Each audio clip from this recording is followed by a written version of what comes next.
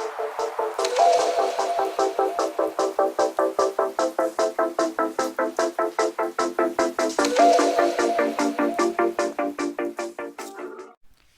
it going, ScrubGamers? Welcome back to another video here at ScrubGames, and today I just wanted to do a quick discussion video to go over the best secret rares for each color. Because even though we haven't got many secret rares, we do have quite a few now, and at the moment, in this point in time, every color has a secret rare that is the best one for it. Like some colors don't have as many secret rares as others. Blue is very limited in how many secret rares it has. Well, it has as playable. Same with red and yellow, and like black has a lot because almost every set that black was getting one. But I just wanted to go over what I feel is the best secret rare for each color, like generically, and just basically explain a little bit why. Before we get into that, feel free to like the video if you do enjoy it. Also, comment down below anything you want, like if you want to ask a question or if you want to comment on anything I've said in this video, feel free to do so. And also feel free to subscribe if you're not already, because it keeps you updated with my videos as when they drop, and also helps me get to my goal of 1,000 subscribers, which I'm currently just over a third of the way there, and I think we're coming up close to 400. It'll probably reach 400 by now, by the time of this being uploaded. And as well as that, it helps me get to my special goal. And once I get to 1,000 subs, I'm going to do something great which you'll enjoy, but I'll detail as we get closer because we're not even halfway there yet. And every 100 I do a giveaway, so when we do get 400, if we have reached it now, a giveaway will be happening. So without further ado, let's get into the video and discuss the secret rares. So we'll start off with we'll go by colours. We'll go by red, blue, green, yellow, and then black.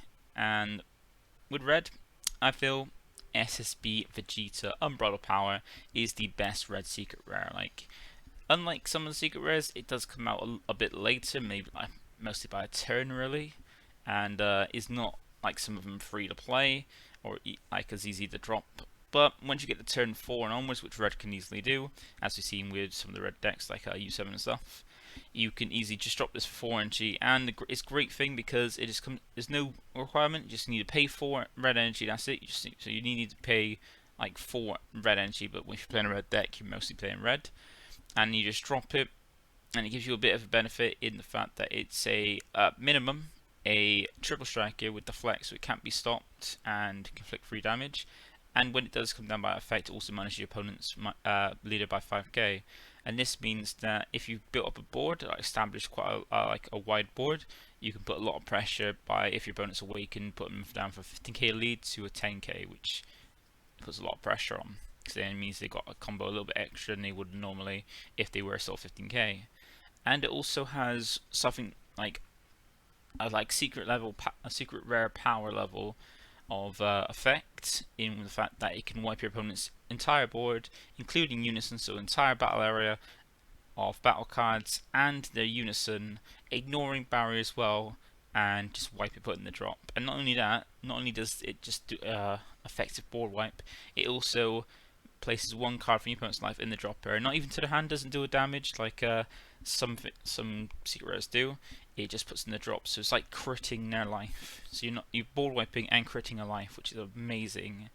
And you do have to remove it from the game for this effect, but then they're going to start doing these things where if you want to do effects or when this card leaves the field, it gets removed from the game instead. So you can't like loop, because some secret rares are like a bit bonkers where you could just get rid of them and then bring them back if you had the chance to just do it again. So Battle and balance them out with these remove from game effect costs or effects on them.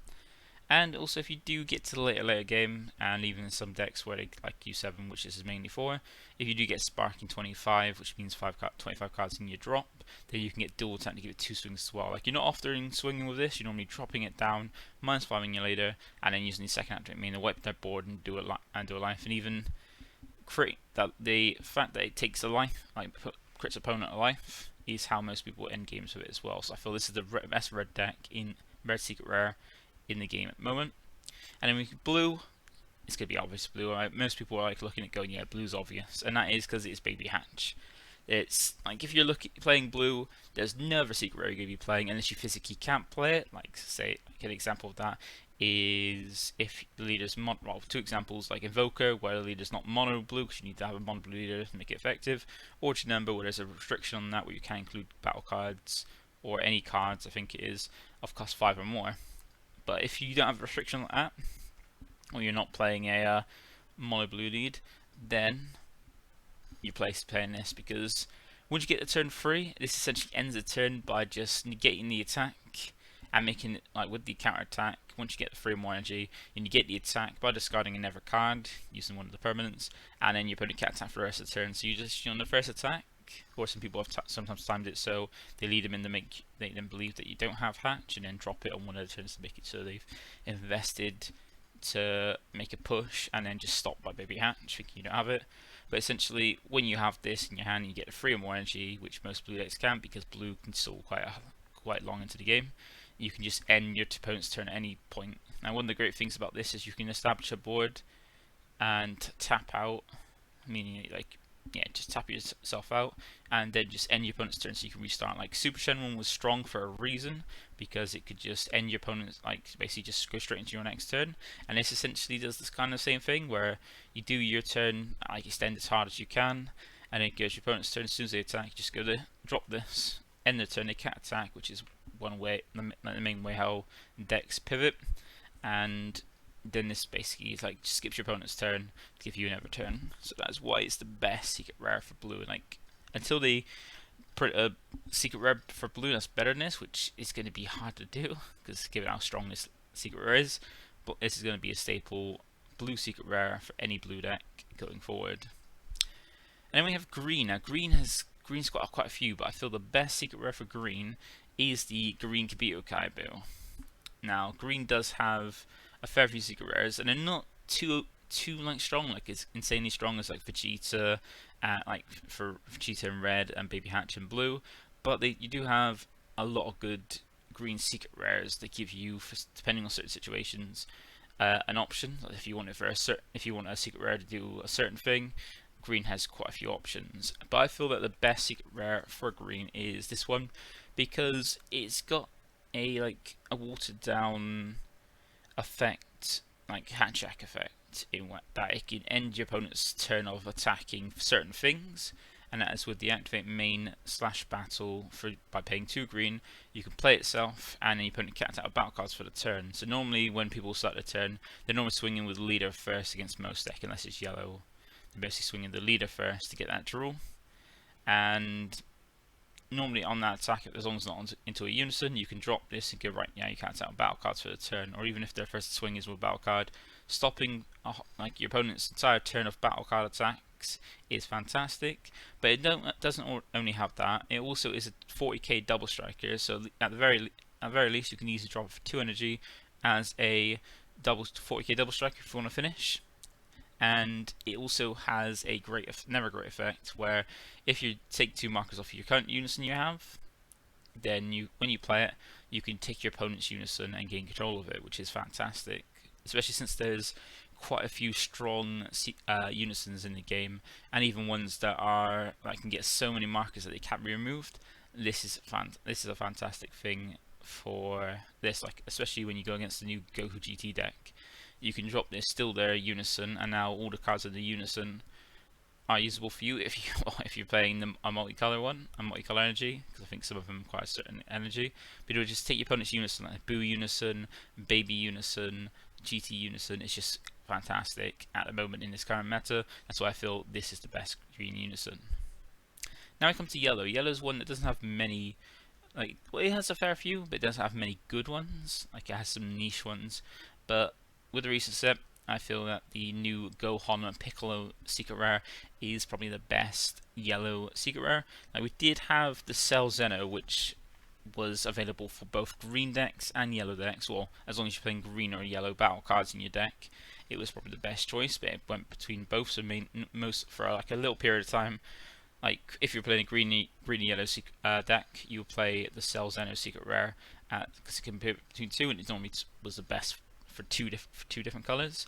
But now that more sets have come out and more secret rares come out, I feel that Gohan Piccolo is the best for yellow, because as we've seen with the Basil 1 drop, It's so easy to pull off its effect to gain 19 and be a dual attacker, and that's it because it requires 5 cards in rest mode on your opponent's side. Since that's so easy to pull off, it's going to be just as easy to pull this off, because this has the same thing where for each card in your opponent has in rest, it reduces the combo cost of this by 1, and the combo cost is 5 for 30k. So and also this does take a super combo slot, but that's not as bad because it is that good that it's good enough to take it. Like, I know when first come out, where a lot of the time secret rares first come out, people look at it and go, this is terrible because of this, that and this, but they don't look at how good the potential is for it. Like, I remember when Baby Hatch dropped, that card is like the best secret rare in the game. Like, so many people have realized that, but when it first was revealed, and it was a time where secret rares are mainly ending games, not helping you live, people just look to Baby Hatch for, that's terrible, it doesn't end the game, it's not obscenely broken to help me finish the game, it's bad, not realizing that it's literally like how Super Sentinel was. It just ends your opponent's turn. You have a turn, you fully extend, your opponent attacks, you end their turn with it, and then you go back to your turn within a matter of seconds. And people do the same with this, seeing that it's a super combo. It takes up both the secret rare slot and the super combo slot, which you only have 4 super combo slots and 1 secret rare slot. And taking up both of those is quite nice, because it opens up space if you're quite restricted on space and want to keep it at 50.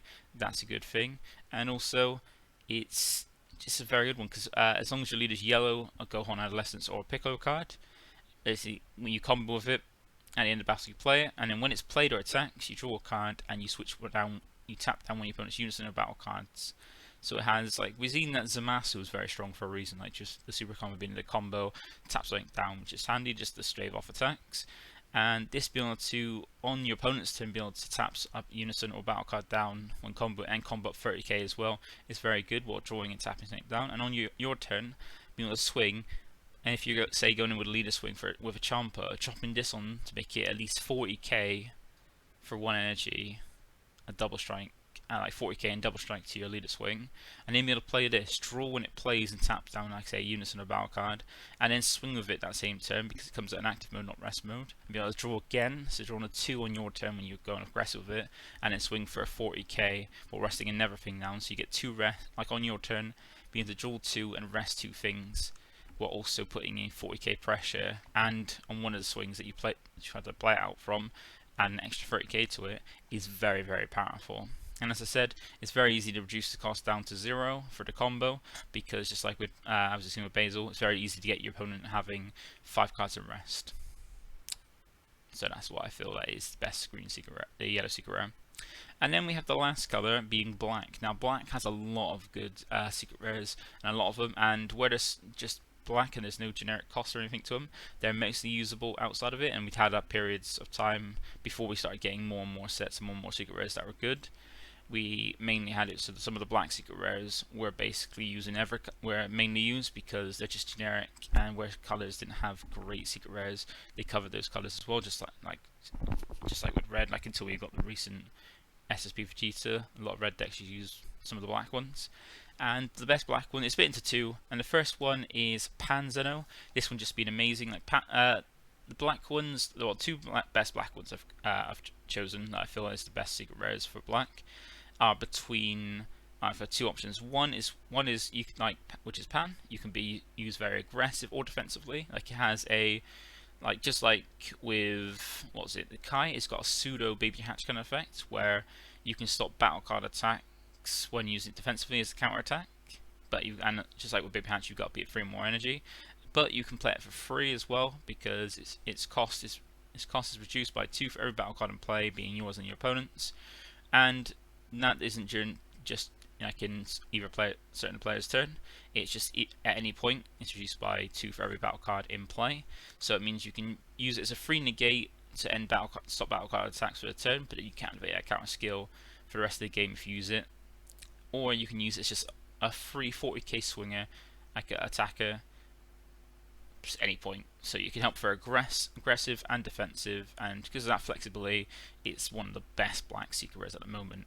And the only reason I say it's one of 2 is because the other one is Kai, the Supreme Card Time, Space Time Unraveler. Now these both give different options, because we came up to a last set where we had unison specific focuses on decks like the Cooler, Goku and stuff like that. Some very powerful unison cards coming out in that same set. And this is where Kai differs, because Pan can be aggressive or defensive and hold battle card attacks, but with decks that are unison specific, that's where Supreme Card Time shines, because it is 2 energy to pull off his full effect, so it's 1 energy to play and then another 1 energy to use its effect. But given that you got some decks, like we're in a format now where there's quite a few different decks that can top, quite a few good decks, and some are unison focused and some are not. This helps with the unison focused deck because you just play it for 1, but you do have to get the 3 or more energy, just like with Pan, just like Pan and Hatch in some of them, to get be able to drop it or use its effect fully. And so you need 3 energy to play it, and you can play it Geneva player's turn to activate battle, and then when you do play it, your opponent can't attack with leader cards or unison cards for a turn, which is nice. So if your opponent swings a battle card first on a push, you can drop this, they can mark that attack, and now the leader and unison card can't attack. And it also gives you, just like Vegeta, it also gives you a wipe, but this one doesn't give a barrier, where you just pay 1 to warp your opponent's unison card and battle cards for the owner's turn, or for that turn. And, well, not for the turn, sorry, I just warp them from the board. So just like it's got some aspects of different cards. So it's got like Pseudo Baby Hatch, where you can stop the opponent from swinging with the leader card unison card when you play it, if you play it in your opponent's turn. And it also has like a kind of removal effect by paying 1 to warp all the battle cards and unison cards from the board, which is great. So you can even get to swing with it as a 40k and then use that effect, quite nice, or you can just drop it to just board cliff if you want. It's just that utility. And that's one thing it has over Pan, in the fact that Pan is more to deal with wide boards of battle cards, or just be aggressive if you want for free, just a free 40k swing attacker, or if you want to stop leader swing or unison attacks, or even just have a board wipe for cheap, then this is another option. That's why Black is mainly split between these two. So it depends on what you want and what's better for your deck, or what you feel is better for the meta at the time. And that's it for all the colours, but I do want to give some mentions as well. We do have archetype focus ones that are mandatory, and that example is for Invoker, where Invoker is only worth picking up if you have access to the Apex of Power, because Apex of Power is so strong for the deck that the deck really needs it. Because there is a way outside of you dropping Apex of Power to win games for Invoker, but it's not as strong as just dropping Apex. Be able to shut off your opponent's cards outside of extra cards, and be able to kill them in 1 swing. That's why there are some archetype mandatory secret rares that make a deck work only if you've got that. Like U7 is a good example as well, where if you've got Unbridled Power, you play U7. If you don't, you can still play U7, just it isn't as strong. Same thing with Invoker. And then we have honorable mentions as well, because like I said, green has quite a few ones for utility, and these are the whatever ones for green. Like Cell Zeno is a great one for if you can get the turn, like it is around now, so it's not as, because it was quite broken, where in Sin Zeno, Aggro Sin, you can drop it to a turn and just finish your opponent, take your opponent down to from 4 to 0 on turn 2 in Cell Sin turn 1 Aggro. And the green ones, we have the Great Ape Mass Saiyan is a nice one, which is people that sometimes are expensive. It could be, it can just come out of nowhere. Just if your opponent goes all in with a battle card swing, thinking it's got Barret, it's fine. You can just 1 energy get rid of it using this, and it even did get represented at Worlds and get that hype in, being used twice to secure games, which is quite cool. And the other one you got for green as well is if you feel like you want to counter, because that's a very strong skill, and really only blue and yellow have access to strong, decent ones. Green's one is locked in a secret rare, but it's nice, just is used like a lot, sometimes in King Vegeta, King Cold, to help when you're going for the unison swing to finish off. You've got that guaranteed way to stop your opponent from preventing the attack and pushing through. So these are the honourable mentions I wanted to go over. And lastly, there are new players, and there are people that can't afford some of these secret rares, because some of these secret rares are quite expensive. Like even this Boo Incarceration of Demonic Evil is around about the 70 to 100 quid mark in the UK at least, and some of these are like 100 plus. And not everybody can afford to get these secret rares, but there is a budget alternative, and that is the Hero's Lineage. Like, while it's not an amazing secret rare, it is a decent budget option, because it's just 1 energy for it, and once your opponent gets to 3 more energy, meaning at least if you go in second, it's good to play turn 2. And you get to take and sometimes people go all in with a battle card swing, and this can take him out. Like just being able to take your opponent's battle card that's 7 or less is quite nice, and it's only around about 30 quid around in the UK at least. So that's a good budget option. But that's it. That's all the that is the end of the video or in the discussion. If you want to comment down below, mentioning about anything, correcting anything I've said wrong, or commenting your views on it, feel free to do so. Also, don't forget to like the video and subscribe if you haven't already, and I'll see you in the next one. Bye for now.